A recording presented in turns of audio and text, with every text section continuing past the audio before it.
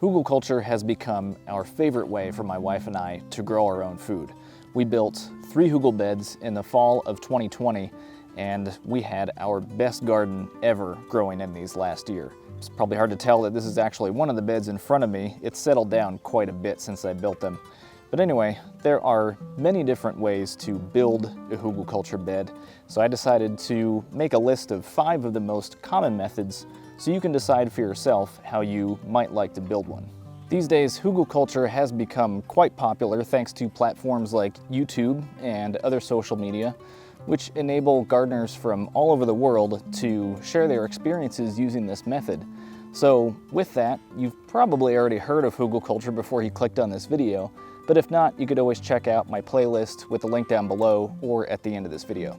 The basic idea with Hügelkultur is to pile up logs, branches, leaves, compost, and soil in that order. You can also add in or substitute materials like grass clippings, garden waste, wood chips, straw, leaf mold, or well-rotted manure. Keep in mind that most of the material should be brown, woody matter with only 20% or less being green, nutrient-rich material. And the bigger the logs, the better. Larger wood pieces will take longer to decompose, and as they do, they'll soak up more water and release their nutrients over a much longer period.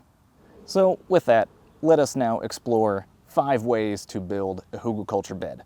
The first method is to use any kind of raised bed. It could be a shorter one like this, or a taller metal frame, whatever you have, and then fill that with the material that I mentioned, starting with the larger wood pieces on the bottom, layering up to the soil on top. With a raised bed, you won't have to do any digging, so if you're unable to dig or you'd just rather avoid it, that would be the way to go. But then of course you will still have to bring in soil from elsewhere, whether you purchase that at the store or you happen to get some topsoil for free from a neighbor. Just make sure that it's going to be safe for growing food. And with any Hügelkultur bed, the material is going to settle down over time as that wood decomposes. So especially with a raised bed, you will have to keep adding more topsoil each year to keep the level close to the top of the bed. The second method is very similar to the first one, except rather than using a raised bed frame, you can just pile all the material directly on the ground.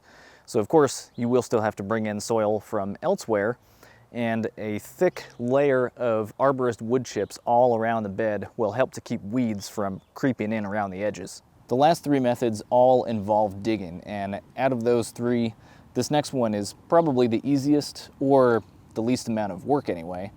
You can build the pile like I showed in the last method, and then just dig up the topsoil all around the bed and pile it right on top. Of course, then you will have a slight depression all around the bed, but that will naturally act as a swale to catch rainwater that will slowly soak up into the bed. Then you'll wind up with a little bit of a muddy puddle, so you can add some wood chips around there, which will still allow the water to drain through without getting your feet too muddy. The fourth method was the one that I used to make our 3 beds. And I already showed how I did this in my first Hügelkultur video, but I'll sum it up again for you now. So I dug the trench for the first bed, and I piled that soil close to where the 3rd bed was going to go. Then I filled in the material into the first trench, and as I was doing that, I started digging out the soil for the 2nd bed and piling that under the first one, and I made sure to fill in all the gaps between the logs. Then I repeated that process for the next 2 beds. By the time I got to the end, I had the soil from the first bed waiting right there to go on to the 3rd one. As you can imagine, that turned out to be a lot of digging by hand, but we had just gotten this tree cut down, and I wanted to use as much of the wood from this as possible, so it seemed that digging the trenches would be the best way to do that. And it was a lot of work. If I had to do it again, I would probably try to find a way to use the previous method to make it a little bit easier.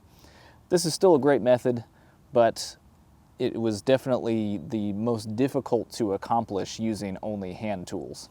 And that's where we come to method number 5, which employs the use of heavy machinery to do all that digging for you.